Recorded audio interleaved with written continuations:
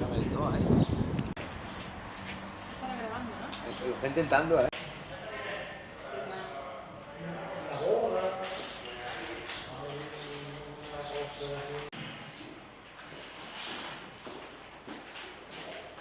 ¿Has sido tú?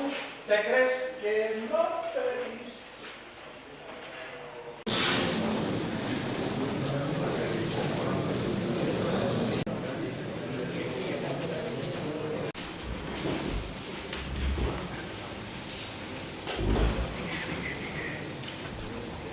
Pero venimos a contaros una tecnología nueva que es aplicable a otros cultivos, pero vamos a contar en concreto la experiencia aquí con la pitaya. ¿Vale? Venimos de la empresa Pisari, que es una empresa especializada en la venta de tecnología electrostática y servicios tecnológicos asociados, y esta es la tecnología que estamos usando en la pitaya. Para explicaros un poco en qué consiste la tecnología electrostática, os voy a poner un... Vale, aquí no me va el vídeo. Bueno, es una tecnología de aplicación por pulverización, que la diferencia con la pulverización normal es que le da carga electrostática a las gotas de caldo o de líquido y hace que tenga un efecto envolvente. Por eso era un vídeo, pero no sé por qué no nos carga. Si veis la manzana de vuestra izquierda, esta manzana está pulverizada con un pulverizador normal y la otra con tecnología electrostática, que lo que hace es ese efecto envolvente. ¿Esto qué ventaja supone? Para todos los cultivos, pero ahora os explicaré para la pitaya, que la cobertura de hoja es uniforme en toda la planta, se optimiza mucho el tiempo de aplicación, para control de plagas es mucho mayor, se mejora la absorción foliar, por lo tanto para la nutrición foliar es excelente, y reduce bastante el uso de los costes agroquímicos, porque reduce el gasto en caldo. Y reduce también la exposición del operario a productos químicos. Para que os hagáis una idea, así queda una hoja con pulverización electrostática, queda totalmente cubierta y con gotas muy pequeñas, ¿vale? La cobertura es total. Como hemos dicho, el cultivo de la pitaya se está extendiendo cada vez más. De hecho, os he traído aquí algunos titulares de periódicos, por lo que hemos dicho, un cultivo poco exigente y es bastante rentable. Eso hizo que causara bastante interés. En la zona de Málaga, por ejemplo, ya hay hasta un poquito más de 12 hectáreas en invernadero, solo en la zona, y va ganando terreno. Y también me cogí este titular, que era de aquí, de la zona de Huelva, donde ya se hablaba que había casi 40 explotaciones en la zona, y la idea, lo que ha comentado el compañero, la idea de unirse para hacer un poco más fuerte el sector, ¿vale? Las dos líneas en las que hemos enfocado aquí la tecnología electrostática es para la nutrición foliar. Hemos hablado que no es muy exigente en requerimientos nutricionales, pero es una planta que agradece mucho la nutrición foliar, ¿vale? Principalmente de nitrógeno, fósforo y potasio, y se está trabajando en el uso de esta fertilización foliar para mejorar la calidad de la fruta, ¿vale? Tiene una diferencia con un cultivo normal, y es que, al igual que florece por la noche, una castácea tiene un metabolismo diferente, y los estomas que se encuentran a lo largo del tallo también abren de noche, con lo cual la fertilización debe hacerse a última hora de la tarde, ¿vale? Y en cuanto a la polinización de la pitaya, como ha comentado el compañero, la flor abre al atardecer y cierra a las 6 de la mañana, al amanecer. Esto hace que la posibilidad de que la visiten polinizadores, como en el esquema que veis las abejas, es bastante complicada, porque las abejas de noche no van a volar, y es porque su polinizador nativo es un murciélago, ¿vale? Entonces, en la foto de abajo sí que veis flores que no han sido polinizadas, o sea, frutos que no han sido polinizados, que se quedan de un tamaño bastante más pequeño con respecto a un fruto polinizado de forma manual. Para polinizar de forma manual, y los que tenéis aquí pitaya lo sabéis, hay que extraer el polen o bien comprarlo. Hay distintas técnicas, desde con un pincel y recogerlo en vasitos. Hay gente que corta los estambres y los va metiendo manualmente dentro de lo que es el estigma, y hay gente que usa un aspirador, ¿vale? Un aspirador de coche, como veis ahí. Simplemente es recolectar polen y guardarlo, ¿vale? Vale.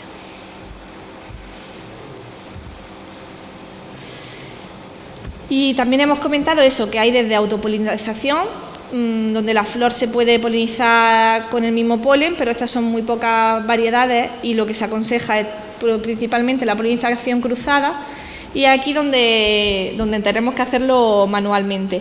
De hecho, hay hasta tablas de polinización donde se sabe qué variedad poliniza mejor con otra, y esto va a influir muchísimo tanto en la calidad como en el tamaño del fruto. Entonces sí que hay que tenerlo bastante en cuenta. Por tanto, hay que coger el polen adecuado y introducirlo dentro de la variedad que corresponda, ¿vale?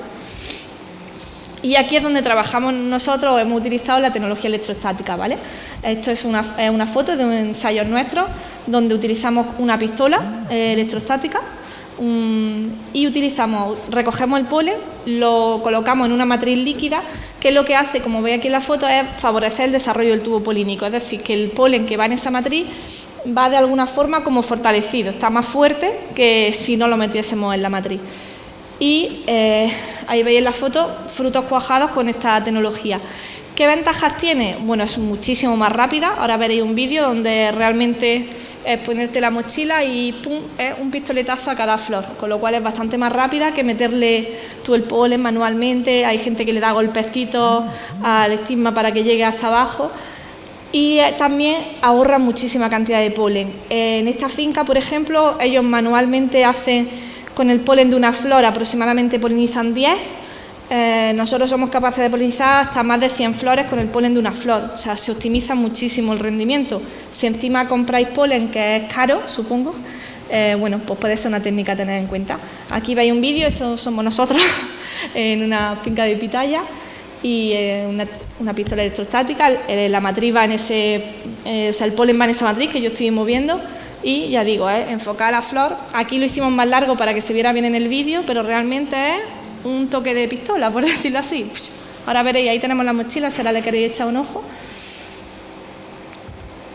Y este es el método, ¿vale?, que os dejo aquí otro. Es bastante rápido, con lo cual es un sistema óptimo, más rápido, y sobre todo el tema del ahorro del polen es interesante. Y ya para resumir un poquito, pues eso, el uso de esta tecnología para la fertilización foliar, que aunque quizás es más desconocida en este cultivo, ya digo que es un cultivo que o sea, se ve muchos beneficios con este tipo de fertilización.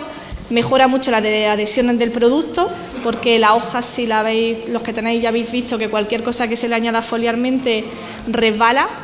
Y bueno, ya hay estudios de mejora de este proceso y sobre todo de desarrollo de productos específicos para la pitaya. Sabemos que se está trabajando en ello y podemos comentarlo.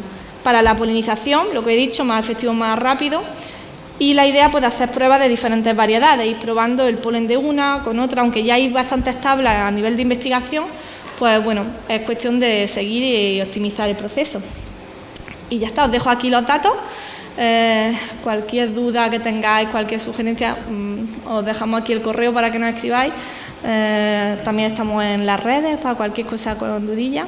Y nada, espero que se vaya animando la gente a este cultivo y bueno, que nosotros encantados de venir a hacer ensayos, a probar la técnica, que la veáis, aunque os enseño vídeos, pero cualquier cosa nos escribís, que estamos viniendo ahora mucho por aquí por Huelva, o sea que nada, os esperamos.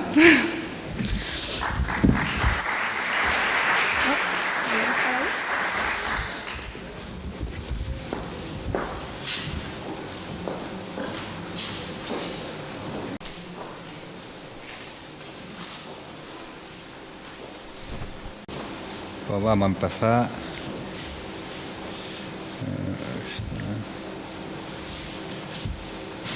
Bueno, pues vamos a empezar, además con retraso, así que voy a intentar ser breve. Realmente hablar en media hora de lo que va a ser el futuro de la PAC, pues es complicado. Hay muchos aspectos para comentar, por lo cual me voy a... También es verdad que actualmente hay muchos elementos todavía en debate. Veremos que no está ni mucho menos cerrada la reforma, que queda muchísimo por definir. Entonces yo lo que quiero es por lo menos que tengan una idea de qué es lo que se está debatiendo en la actualidad y por dónde pueden ir los tiros. Pero ya digo que realmente en qué va a quedar al final la reforma y cómo van a ser nuestras ayudas directas, pues todavía queda bastante camino para que terminen de definirse, ¿vale?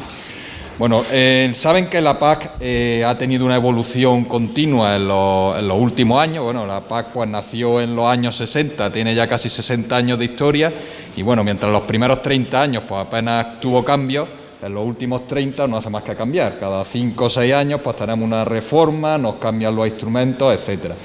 La evolución general ha sido, este es un gráfico que pone la Comisión Europea, en el cual vemos los colores amarillo y rojo son el dinero que antes se gastaba en intervención de mercado, es decir, en el almacenamiento público, en ayuda a la exportación, en mecanismos que lo que hacían era sostener los precios. Es decir, teníamos unos precios mínimos garantizados, por debajo de los cuales no caían los productos, los cereales, etcétera. Ese sistema de sostenimiento de precios pues se fue abandonando en los años 90 y en los años 90 lo que entraron fueron las ayudas directas. Las ayudas directas tienen ese nombre porque es una transferencia bancaria directa al agricultor, que es lo que tenemos hoy en día. Antes eso no existía, lo que existía era un mecanismo de apoyar precios. Entonces el agricultor lo que pasa es que vendía los precios, o el ganadero vendía los productos a un precio que en parte podríamos decir que era artificial. Y era artificial porque por debajo de cierto precio la administración compraba los productos y hacía que no aumentaba la demanda y de esta manera impedía que cayeran los precios por debajo de determinados niveles. Les digo, eso se fue quitando y se sustituyó por unas ayudas que además se llamaban inicialmente pagos compensatorios, porque lo que hacía era compensar la renta del agricultor por la posible bajada de precios que podría haber y que de hecho ha habido, ¿vale? Bueno, esto es, entonces vemos aquí en color azul el dinero que se destinaba a estas ayudas directas que inicialmente eran acopladas, es decir, había una ayuda al trigo, una ayuda al girasol, una ayuda al algodón, etcétera, y ya por último, desde hace pues 15, 16 años, estas ayudas se han ido desacoplando y es lo que tenemos ahora en verde, que son las ayudas desacopladas, que son estas ayudas que recibimos ahora, el pago básico, el pago verde, que sabemos que no son ayudas por productos concretos, sino unas ayudas destinadas a mantener la actividad agraria en general y que no dependen de qué cultivo tengamos. Frente a eso, además, por último, vemos que el dinero que se gasta en mecanismos de mercado, lo que antes era casi el 100% de la PAC y se gastaban anualmente 40.000 millones de euros a nivel europeo, pues a día de hoy no llega ni a 2.000 millones de euros y prácticamente ya supone menos del 5% del gasto de la PAC. Las ayudas directas acopladas siguen existiendo, sigue habiendo una ayuda al algodón, sigue habiendo una ayuda a los cultivos proteaginosos, una ayuda a la vaca nodriza, pero bueno, ya se ha quedado también en un 10% por ahí del volumen de presupuesto de la PAC. Y ya lo que queda, lo más importante, pues son las ayudas desacopladas, que digo que actualmente básicamente es el pago básico, como hemos dicho, y el pago verde. Y nos queda este morado aquí arriba, que esto es la ayuda al desarrollo rural. Aquí están las ayudas agroambientales, las ayudas a modernización, a instalación de jóvenes, etcétera, ¿vale? Bueno, entonces, la PAC a día de hoy, pues tenemos, este es el presupuesto que había, por ejemplo, en 2018, que fue el último año que ya se ha cerrado, y vemos que en gastos de mercado, de un total de 58.000 millones de euros, de casi 50.000 millones de euros, pues se gastaba 2.700 millones de euros.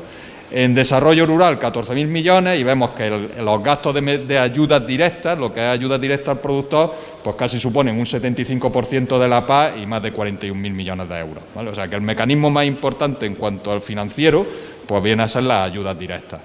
Los mecanismos de mercado, es verdad que la Unión Europea lo que ha hecho es decir que poco a poco estos mecanismos públicos de intervención los sustituye por la posibilidad de que los sectores se autoorganicen, vía interprofesionales, organizaciones profesionales.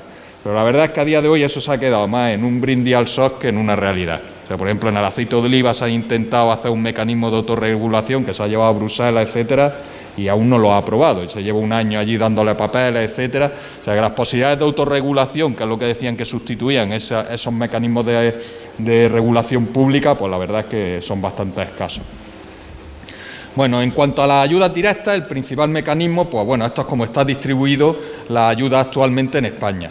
Un 56% del sobre nacional de ayudas, hay aproximadamente 5.000 millones de euros que tiene España en ayudas directas, pues un 56% van al pago básico, un 30% de ese presupuesto va al pago verde, un 2% a una ayuda que hay a los jóvenes agricultores, aparte de la instalación, es una ayuda anual que se da, y por último a ayudas asociadas, la ayuda al algodón y otras, pues aproximadamente un 12%, ¿vale?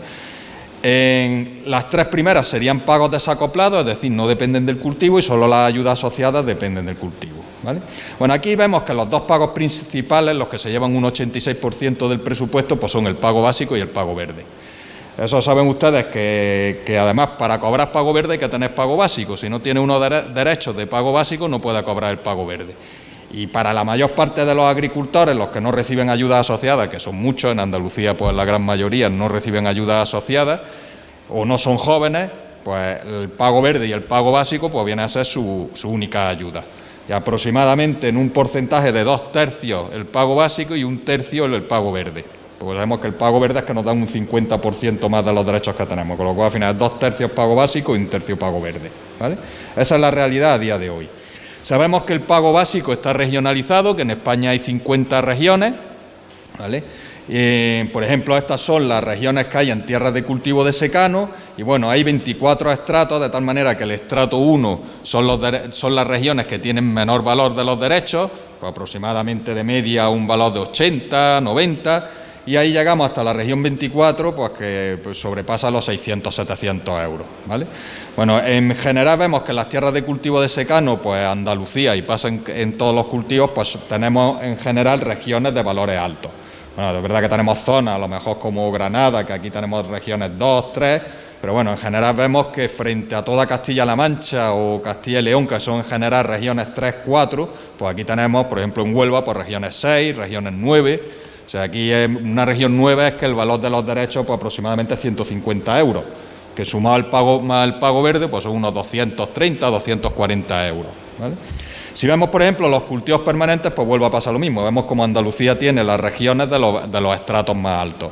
Aquí, por ejemplo, pues en cultivos leñosos, pues tenemos que la zona esta, pues estamos entre 9 o 10, que otra vez, pues en una región 10, pues vienen a ser casi 200 euros, más el pago verde unos 300 euros de derecho entre pago básico y pago verde, ¿vale? Los derechos, saben ustedes que cada uno se les ha calculado en función de una serie de parámetros, de lo que cobró en 2014, etcétera, pero luego van convergiendo a esos valores medios en esas 50 regiones, ¿vale? Bueno, eso es lo que tenemos a día de hoy. Bueno, este gráfico lo que representa un poco es la realidad de Andalucía, es decir, el valor medio de los derechos por hectárea a nivel español es 144, pero en Andalucía es 228. O sea, porque tenemos un valor de derecho por hectárea mayor que la media nacional. ¿Por qué? Porque hemos tenido cultivos, tenemos zonas muy productivas, tenemos cultivos como el algodón, como el olivar, etcétera, que han generado derechos de valores altos por la propia historia de la PAC, y vemos que somos la comunidad autónoma con mayores valores por hectárea. Sin embargo, si vemos los valores por beneficiario, pues vemos que la media nacional de ayuda por beneficiario es 4.000 euros y, sin embargo, en Andalucía pues estamos en unos 3.600 euros. Vemos que estamos por debajo de la media nacional. Aquí donde están los mayores valores pues son en Castilla y León, en Aragón, etcétera, ¿vale? ¿Por qué? Porque tienen unos tamaños de explotación mayores que los que tenemos aquí, ¿vale? Al final las ayudas son a las personas, o sea que lo que tenemos que mirar más las personas que las hectáreas. La hectárea es la forma de dar la ayuda, pero no es quien recibe la ayuda, en realidad la ayuda la reciben las personas, ¿vale? Y en eso sí estamos por debajo de la media nacional. Bueno, esa es cómo estamos en la actualidad, ya digo, está en la PAC en 5 minutos, lo que es la PAC actual. Y ahora vamos a ver un poco el futuro. Bueno, en cuanto al futuro, lo primero que hay que decir es que aquí hay varios debates en paralelo. En primer lugar, hay un debate a nivel europeo, en el cual hay que definir, en general, saben ustedes que la política es comunitaria, se llama PAC porque es política agraria comunitaria, en general pues se define en Bruselas. Entonces, lo primero es que Bruselas tiene que aprobar qué PAC futura queremos a partir de, en principio tenía que ser el periodo 2021-2027.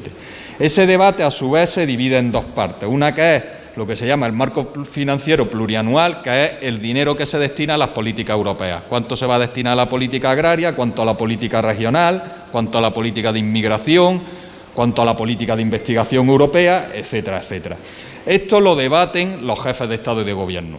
O sea, que el presidente del Gobierno español, el que va, son las cumbres europeas estas que escuchamos, que son aproximadamente cada 3 meses, y que hubo una recientemente, hace 2 semanas, en el cual estaba previsto llegar a ese acuerdo del dinero.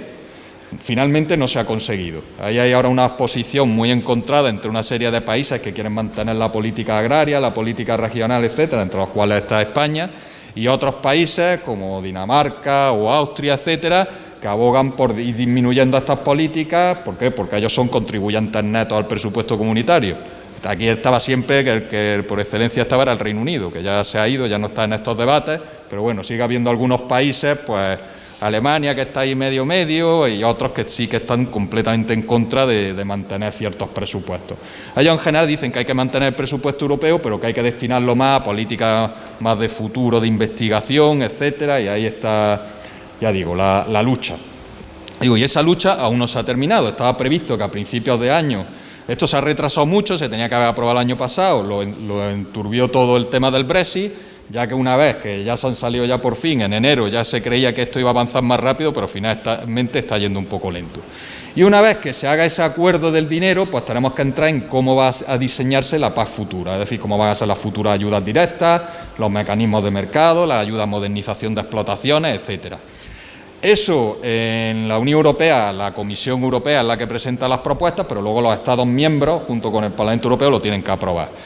Lógicamente, los Estados miembros han dicho que mientras no esté el dinero, ellos no van a aprobar los instrumentos. Que primero tiene que estar dinero y luego los instrumentos. Entonces, hasta que no se consiga cerrar el dinero, que ya digo que todavía no se ha conseguido, pues no se va a entrar en el otro debate realmente en profundidad, ¿vale? Bueno, una vez que se haya cerrado ese y llegan a un acuerdo los Estados miembros con el Parlamento Europeo, etcétera, pues luego viene el desarrollar todo el detalle de la legislación, etcétera.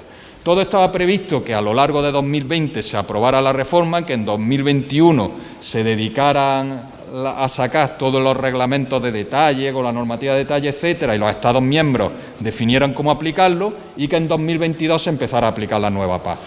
Ya hay mucha gente que está opinando que esto no va a poder ser así, con lo cual quizás hasta 2023 no entre la nueva PAC. Lo que sí es seguro es que este año, ya saben ustedes, que se hace una PAC con las reglas actuales, con el pago básico, nuestros derechos de pago básico, nuestro pago verde, etcétera. Eso es seguro, y ya está abierto el periodo de solicitud de las ayudas.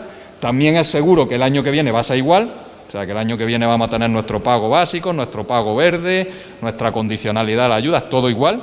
Quizás a lo mejor en función del dinero que se apruebe, pues nos recortan algo, pero en las ayudas directas si recorta a lo mejor va a ser un 4, un 5%, no creo que sea más, pero con las mismas reglas, y en 2022 o en 2023 es cuando tendremos la nueva PAC, con las nuevas ayudas directas o lo nuevo que entre, ¿vale? Pero bueno, ya sí sabemos que este año el que viene igual, y a lo mejor tenemos incluso otro año igual, ¿vale?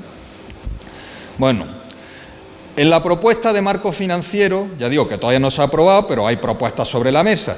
Las propuestas sobre la mesa es que en general se quiere que el presupuesto de la PAC disminuya un 3%, es decir, que haya un pequeño recorte. Lo que pasa es que consideramos que estos marcos financieros son de 7 en 7 años, si comparamos que en 7 años futuros se pierde un 3% de presupuesto frente a los 7 años actuales, que son 14 años, en 14 años tenemos la inflación. Entonces, si incluso nos mantuviéramos con el mismo presupuesto en 14 años, que saben ustedes que normalmente tenemos una inflación del 2% por ahí, al final estamos perdiendo dinero, porque es que no nos están subiendo ese 2%, igual que a una persona se le mantiene su sueldo durante 14 años sin subirle la inflación, a los 14 años está perdiendo dinero. Eso es lo que se llama en términos reales. Entonces, en términos reales, ese 3% de reducción de la PAC en realidad es un 15%, porque ni sube con la inflación y encima es que disminuye, ¿vale? Eso se reparte además en que los pagos directos disminuyen menos, en general se calcula alrededor de un 2%, y el desarrollo rural, donde están las ayudas agroambientales, la instalación de jóvenes y todo eso, ya digo, pues ahí es donde habría más pérdidas. Un 15% en términos monetarios, y si sumamos el efecto de la inflación, un 26%. O sea que hay un recorte importante de la PAC. La última reforma, lo que se hizo es mantener el presupuesto, menos 3% era un 0%. Es verdad que eso decía que se perdía en términos porque no aumentaba con la inflación, pero bueno, es la primera vez que se ha presentado una reforma que incluso pierde dinero. Bueno, en las negociaciones parece que no nos vamos a alejar mucho de estas cifras. Quizá el desarrollo rural, en lugar de perderse un 15%, termine perdiéndose un 7, un 8%, y las ayudas directas a lo mejor se quedan en ese menos 2, menos 1%, pero bueno, la realidad es que las ayudas directas en general, más o menos, el presupuesto que va a haber es el actual, con un poquito de recorte, ya digo, y encima no aumentándonos con la inflación, con lo cual pues se sigue perdiendo poder adquisitivo, ¿vale? Eso es lo que hay sobre la mesa, ¿eh? Te digo que esto no está cerrado. Bueno, con ese dinero, ¿qué es lo que se está proponiendo que sea la PAC futura? Bueno, pues hay que decir que en primer lugar que lo que propone la Comisión Europea, la Comisión Europea son los funcionarios de Bruselas, para entendernos, que hacen su propuesta, y luego los funcionarios de los Estados miembros, bueno, los ministros y todo eso, son los que aprueban la reforma. Bueno, la Comisión lo que ha propuesto es una PAC muy parecida a la actual, es decir, no hay cambios en sigue habiendo ayudas directas, desarrollo rural y mecanismos de mercado. Su propuesta sigue siendo que los mecanismos de mercado, la intervención pública y todo eso está a unos niveles ínfimos, que las ayudas directas siguen siendo el 75% del presupuesto de la PAC y que más o menos otro 20-25% pues se destina a desarrollo rural y es lo mismo que ahora, en instalación de jóvenes, en modernización de explotaciones, en ayuda a asesoramiento, en ayuda a transformación y comercialización, lo mismo que ahora, ¿vale? El cambio fundamental es que la Comisión lo que sí es que entra mucho menos en el detalle de cómo tienen que ser las ayudas directas o de cómo tiene que ser desarrollo rural, sino que lo deja mucho más en manos de los Estados miembros. Es decir, ellos distribuyen el presupuesto entre los Estados miembros y les dicen que ellos tienen que hacer unos planes de la PAC, que eso es una novedad, y en esos planes de la PAC definir cómo quieren que sean sus ayudas directas, su desarrollo rural, etcétera. Es verdad que ponen algunos condicionantes, o sea, que no dicen diseña las ayudas directas como tú quieras, sino que ponen algunos condicionantes, como por ejemplo que la gran parte de las ayudas tienen que ser desacopladas, que puede hacer ayudas asociadas, es decir, ayudas por cultivos, pero como con unos niveles de presupuesto parecidos a los de ahora, que vimos que era un 12% de ayudas acopladas y un 88% de ayudas desacopladas, pues más o menos hay que mantenerse en esos niveles. Pero dan mucho mayor margen de maniobra, ¿vale? Bueno, en definitiva, ya digo, cada Estado miembro va a tener que definir ese plan estratégico de la PAC, en la que va a definir cómo son sus ayudas directas, cómo son sus medidas de los programas operativos de fruta y hortalizas, sus programas nacionales del vino, otras medidas que, bueno, además aquí lo conocen ustedes, por ejemplo, los programas operativos de fruta y hortalizas, y cómo van a ser sus medidas de desarrollo rural, sus ayudas agroambientales, etcétera. Bueno, me voy a centrar en las ayudas directas, aquí podríamos hablar de desarrollo rural, etcétera, pero me voy a centrar en las ayudas directas, que al final es lo que es el 75% del presupuesto, ¿vale? Ya digo que aquí partimos actualmente de un modelo en el que el pago básico es un 56% y el pago verde un 30%, más esa ayuda a jóvenes, más esa ayuda asociada. Bueno, la propuesta de la Comisión es que el pago básico se sustituya por lo que ahora se va a llamar una ayuda básica a la renta, que básicamente es lo mismo. Ahora bien, lo que hemos dicho antes, introduce la posibilidad de que los Estados miembros prácticamente define este pago básico como quiera. Entonces, aquí ya se están planteando una serie de debates importantes. En primer lugar, es si se mantienen los derechos o no. Por primera vez, porque hasta ahora no se ha permitido, hasta ahora siempre la Comisión Europea ha obligado a que el pago básico sea en base a derechos, es decir, que el que no tiene derechos no cobra esta ayuda, se permite que los Estados miembros puedan decidir que no hay derechos. Es decir, que todos los años yo cobro por las hectáreas que tengo. Habrá un pago que se calcule y también permite a los Estados miembros que mantengan las regiones actuales, que en España hemos visto que hay 50 regiones, o que quiten las regiones y todas las hectáreas cobren lo mismo, o lo que sea. ¿Cuál es el efecto de quitar el derecho? Pues bueno, el efecto de quitar el derecho es que si yo tengo 15 hectáreas este año, cobro 15 hectáreas, si el año que viene tengo 23, cobraría 23 hectáreas, si el año siguiente tengo 7, pues cobro 7. Actualmente sabe usted que si yo tengo 10 derechos, aunque tenga 20 hectáreas, no cobro más de 10 hectáreas, porque para cobrar cada hectárea tienes que tener un derecho, ¿vale? Se flexibilizaría en ese sentido. También tiene sus inconvenientes, por ejemplo, pues actualmente hay muchas hectáreas que no están dentro del sistema y que ahora entrarían, lógicamente eso es a costa de los que actualmente están en el sistema. El dinero ya hemos visto que no va a ser mayor, entonces si entran más hectáreas, pues va a ser a costa de los que actualmente pues tienen ese dinero, se difuminará entre Otros efectos, pues, en el momento en que se quiten saben ustedes lo que hemos dicho antes, cada agricultor se le ha calculado unos derechos y van convergiendo. Hay gente que le van subiendo poco a poco y gente que le están bajando poco a poco a lo largo de los años. Si se quitan los derechos, habrá una convergencia en un solo año. Lógicamente, todas las hectáreas de una región cobrarán lo mismo. Ya no hay ese proceso de adaptación, podríamos decir, progresiva, de cada año voy perdiendo un poquito, me voy acercando a la media.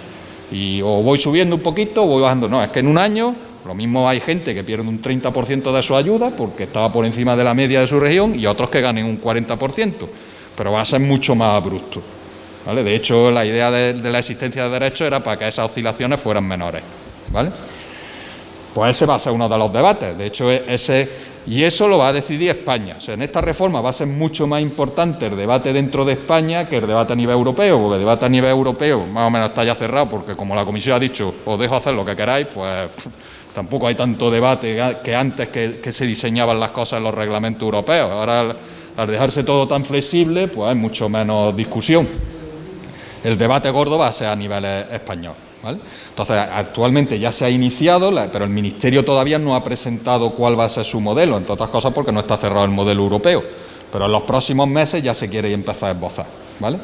Lo que sí hay es pues, manifestaciones, hay manifestaciones, no las de agricultores, sino manifestaciones de decir lo que se quiere, vamos. Entonces, hay comunidades autónomas, muchas, que quieren quitar los derechos. Su principal argumento es simplificar, es que dicen que lo de los derechos es hay que coger y si arrendas tierras tienes que arrendar los derechos, tienes que comunicarlo a la administración, etcétera. Pero bueno, la verdad es que ya llevamos muchos años con estos sistemas, llevamos ya desde 2006 con los derechos y bueno, yo creo que ya más o menos van funcionando las cosas.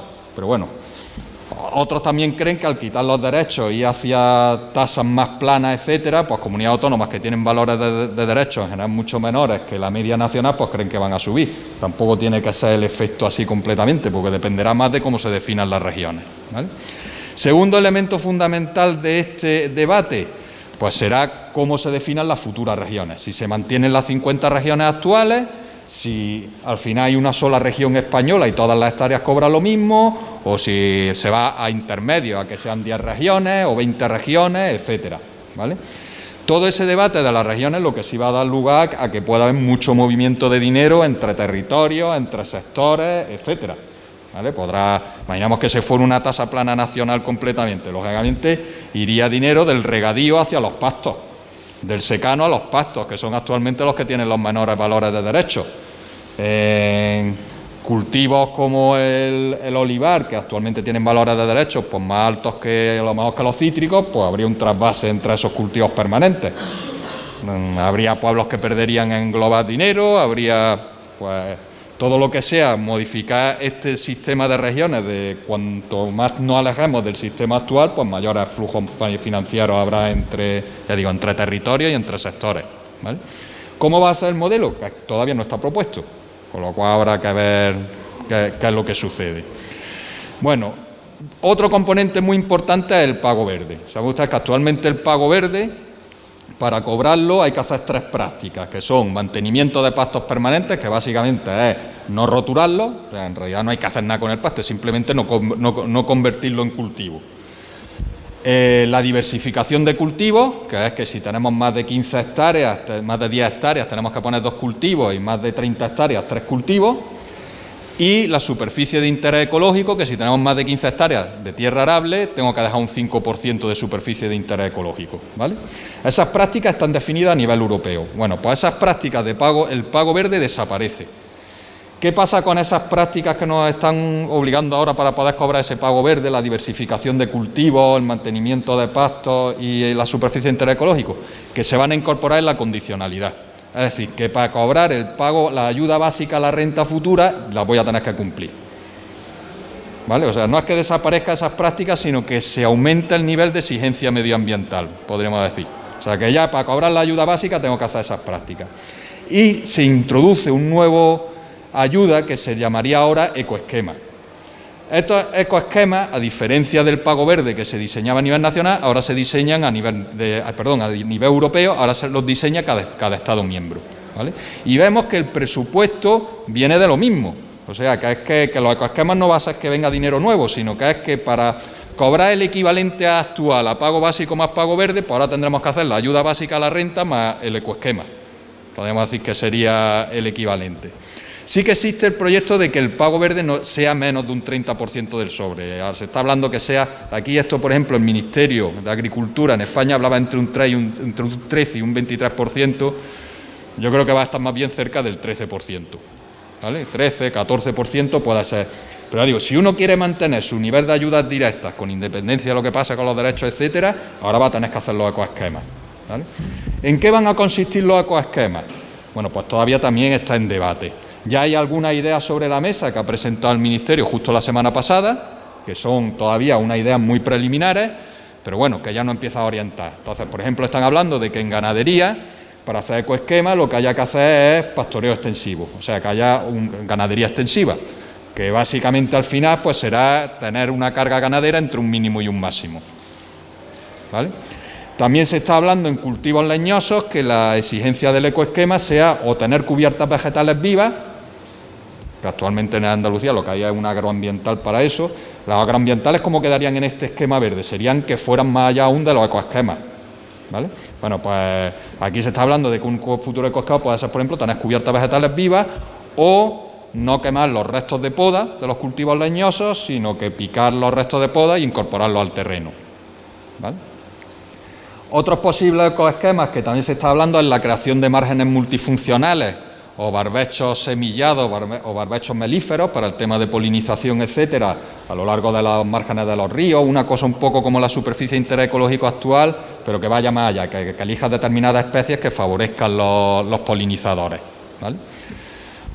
También hay dos prácticas que se están hablando que se meterían dentro del ecoesquema, pero que en el futuro se quitarían de ahí porque terminarían siendo obligatorios. En esto les quiero comentar, hay una estrategia que va a presentar la Comisión Europea en las próximas semanas, a lo largo de este mes, que se va a llamar la estrategia de la granja a la mesa. Esta estrategia de la granja a la mesa viene dentro de lo que se llama el Pacto Verde Europeo, ¿vale? El nuevo Pacto Verde Europeo, que es que la Comisión Europea nueva, la presidenta de la Comisión, pues ella ha puesto como uno de sus prioridades políticas totales el tema verde. Entonces, el tema verde incluye varias cuestiones como la neutralidad climática, es decir, que de aquí a 30 años la Unión Europea, todas las emisiones de CO2 que tenga, tiene que haber un secuestro de carbono equivalente, hay que reducir muchísimo las emisiones y lo poco que quede, porque es inevitable, por ejemplo, la ganadería pues tiene emisiones de metano, eso o quitan la ganadería o va a tener emisiones de metano. Bueno, pues esas pocas emisiones habrá además que tener prácticas de cultivo o forestaciones de tierras agrarias que secuestren esas emisiones de CO2 que hay. Es un objetivo muy ambicioso, pero que todo va encaminado por ahí. En el caso de la agricultura, lo que nos van a exigir dentro de ese Pacto Verde Europeo es lo que se llama la estrategia de la granja a la mesa. Y esa estrategia, básicamente, que todavía la van a presentar dentro de 3 semanas, pero bueno, que ya se está comentando por dónde puede ir. Y básicamente va a ir por limitaciones en el uso de fertilizantes y de fitosanitarios. Eso es a lo que van. Entonces, lo que se quiere es aprovechar estos ecoesquemas para que haya un periodo transitorio en el que se pague estas reducciones de fertilizantes y de fitosanitarios para que dentro de 4 o 5 años ya se quite la ayuda y lo que sea obligatorio. Entonces, lo que sí nos tenemos que ir concienciando en que esto va a llegar. Entonces, una reducción de fertilizantes no es solo que emplee menos fertilizantes y lo cual me pueda reducir los rendimientos, sino que realmente utilice los fertilizantes de una manera mucho más óptima. Entonces, lo que se quiere obligar que sería un ecoesquema, es hacer programas de fertilización. Así que también es una cosa que es una buena práctica agraria. Entonces, muchos de ustedes que estén en producción integrada, etcétera, ahí ya está incluido el tener que llevar un cuaderno de explotación, que en este caso sería con el programa informático que actualmente ya hay Triana, etcétera, que se utiliza en producción integrada, pero que tienes que tener un balance de nutrientes y hacer una buena fertilización. Es decir, lo que no puedes decir todos los años he hecho tantos kilos de triple 15. No, lo que tienes que hacer cada año es ir viendo el balance de nutrientes, es una agricultura. Y para eso lo que necesitaremos es asesoramiento técnico y estas herramientas, que ya digo, por ejemplo, los que aquí hay mucha gente que ya está en producción integrada, los frutos rojos, etcétera, pues ya conoce, es tener estos técnicos pues, que ayuden a hacer una buena fertilización. Y en el caso de los fitosanitarios va a ser lo mismo. Es lo que ya hay básicamente es lo que ya hay en producción integrada, es decir, priorizar los sistemas de lucha biológica, los sistemas alternativos a fitosanitarios y solo utilizar los fitosanitarios como último recurso. Es decir, no nos van a obligar a ir a producción ecológica, o sea, no se van a prohibir los fitosanitarios, etcétera, pero van a ir más en tendencia de que hay que disminuirlos, ¿vale? Entonces, aquí igual lo que se quiere hacer es un ecoesquema de utilización de programas de uso de fitosanitarios, ya digo, que sería un poco lo que se hace en producción integrada, que igual que tienes que tener tus trampas, que emplear fitosanitarios solo a partir de determinados umbrales, etcétera, etcétera, y llevar un cuaderno en el que se vayan registrando estas cosas, etcétera, ¿vale? Por ahí van a ir los tiros, de lo que pueden ser los ecoesquemas. Digo, todo esto no está aprobado, pero es para que se vayan ustedes haciendo una idea de por dónde pueden ir las cosas, ¿vale? Bueno, tendríamos también aquí, como ven, un pago a jóvenes que sería similar al actual, un 2% por ahí del presupuesto, y luego intervenciones, ayudas asociadas, que a lo mejor aumentan un poco de presupuesto, pero bueno, que pasaríamos de un 12 a un 15%. Si en definitiva, la mayoría de nosotros nos pasará de un pago básico a un pago verde a recibir una ayuda básica a la renta, muy parecida al pago básico, aunque veremos a ver cómo quedan las regiones, etcétera, más estos ecoesquemas, ¿vale? El resto, desarrollo rural y todo esto, pues muy parecido a lo actual. Habrá agroambientales, lo que pasa es que cualquier agroambiental tiene que ir más allá de lo que se haya definido como ecoesquema. Habrá ayuda a jóvenes, habrá ayuda a modernización, al asesoramiento, que va a ser muy importante. Eso habrá que reforzarlo, el tema del asesoramiento, porque vemos que van por ahí todos los tiros, y de uso de fertilizantes, de fitosanitarios, de medicamentos veterinarios, que también van a ir bastante a que se reduzcan, etcétera, ¿vale? Y bueno, pues eso es lo que quería decirle, ya digo, una explicación muy breve de lo que tenemos y de lo que va a llegar, pero yo sí que quiero que les queden algunos mensajes claros de por dónde van los tiros, ¿vale? Pues muchas gracias.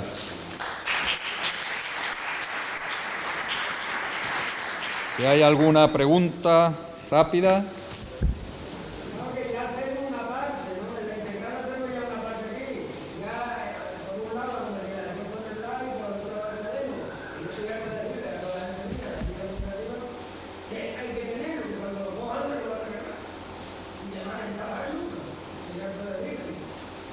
Pero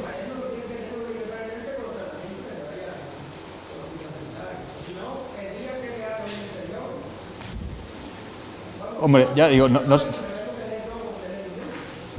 nosotros tenemos la suerte, yo creo, que de un sistema que no está en el resto de España, ¿eh? La producción integrada no está tan desarrollada como está aquí en otras comunidades autónomas, que aquí está funcionando la producción integrada en Andalucía. Hay como 700, 800 técnicos metidos en la API.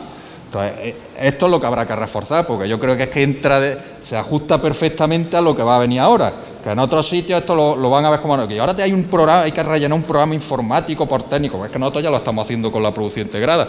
Lo que habrá que estar espabilado es estar metidos ahí. Sí, porque ya vemos que además esto es que terminará siendo obligatorio, cuando sea obligatorio estará en la condicionalidad, de tal manera que si no la cumples es que te quitan ayuda. Sí. ¿Vale? ¿Alguna? Ya digo, he sido muy genérico, pero es que había poco tiempo. ¿Vale? Pues nada, pues gracias. ¿Perdón? ¿Tenéis alguna idea de cuántas hectáreas puede haber en Andalucía o España que no tengan derecho y que puedan meterse si hay ese nuevo cambio normativo? Pues en Andalucía, de la tierra elegible que podría llegar a tener derecho, actualmente tienen derecho un 75%. A nivel nacional viene a ser una cifra similar. Hay comunidades autónomas, como la Comunidad Valenciana, en la que solo un 50% de su superficie elegible tiene derecho, y otros como Aragón o como Castilla y León, que están en un 80 y tantos por ciento. Andalucía está en la media nacional, es decir, podría entrar un 25% más de superficie. Es verdad que mucha de esa superficie, si actualmente no está, es porque será tierra muy poco productiva, mala, etcétera. Pero bueno, actualmente eso está en SISPAC como tierra arable o como cultivo o como pasto permanente después de pasar el coeficiente de admisibilidad de pasto, y podría entrar. Pero bueno, habrá que ver luego en la realidad cuánto entraría. Ya digo, y si se quitan los derechos, que lo mismo siguen. ¿Vale? Pues nada, pues muchas gracias por la atención.